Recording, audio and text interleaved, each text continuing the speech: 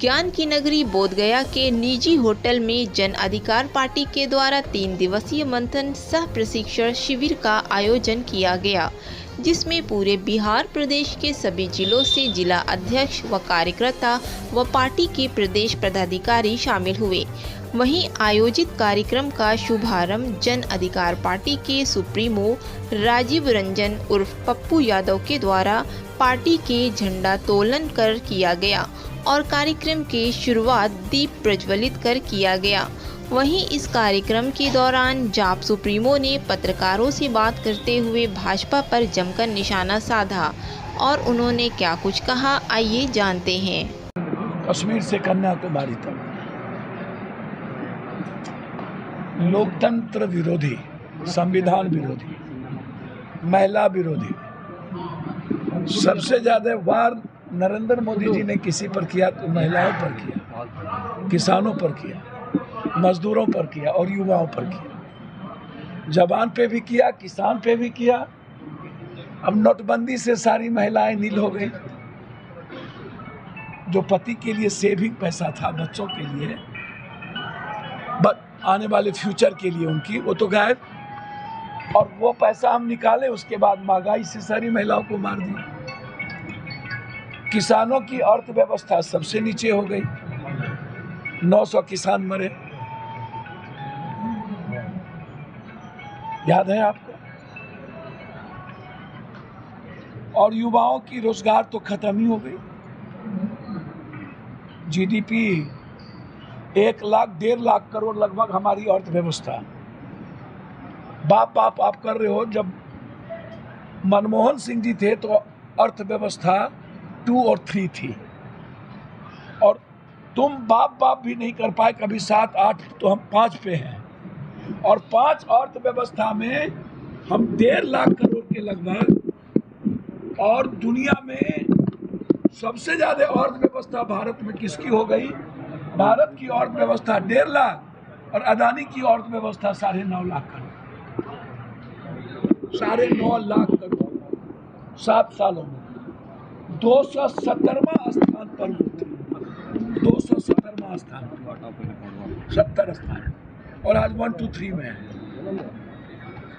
किसान की इकोनॉमी गायब हो गई। तो आज जन अधिकार पार्टी सशक्त और प्रमुख विपक्ष की भूमिका लगातार 60 सालों से हमारे साथी, हमारे नेता, हमारे वर्कर, कर्मयोगी बनकर और बिहार और बिहारी के अधिकार के लिए, लोकतंत्र बचाने के लिए हर मुद्दों पर आवाज बनकर, चाहे अग्निवीर हो, कोरोना हो, आरबीआई हो, एसटीटी हो, सीटीएट हो, बीटीएट हो, रोजगार हो, अपराध हो, बाढ़ हो, मगध के इतिहास में पदयात्रा सुखार हो, मगध की गरीबी के फ्रीडम की बात हो, तो सिर्फ जन अधिकार पार्टी के योद्धाओं ने, नेताओं ने, साथियों ने इसकी भूमिका प्रमुखता से निभाई। आज उसकी भूमिका बढ़ गई है जब देश के सारे लोग, कल राहुल गांधी जी भारत जोड़ो यात्रा पर 5 महीने के लिए कश्मीर से, कन्याकुमारी से कश्मीर निकल गए। बिहार के मुख्यमंत्री बाबू जगजीवन राम जी का जो बिहार को लेके सपना था पीएम का, और बाबू जगजीवन राम के बाद जो सबसे शक्तिशाली लीडर हमारे यहाँ, ललित नारायण मिश्रा जी, श्री बाबू, तो पीएम के दौर में ललित बाबू, और फिर जब सामाजिक व्यवस्था की बात आई तो कर्पूरी ठाकुर और स्वर्गीय जगदेव बाबू, शहीद जगदेव बाबू के बाद लालू यादव, रामविलास जी जैसे शक्तिशाली नेतृत्व ने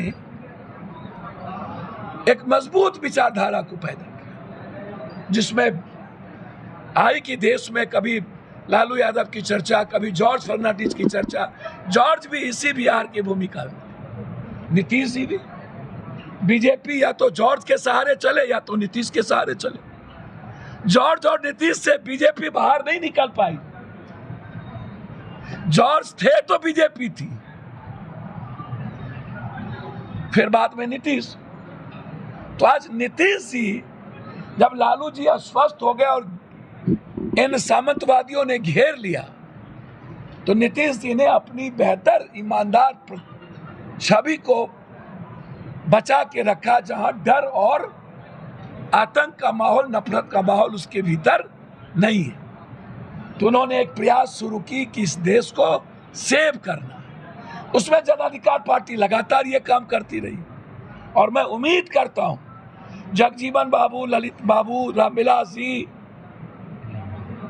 लालू जी के बाद जो सपना कर्पूरी ठाकुर और जगदेव बाबू ने इस बिहार की भूमि पर देखा था, निश्चित रूप से मैं ये आपको बता दूं, एक बिहारी 100 पर भारी।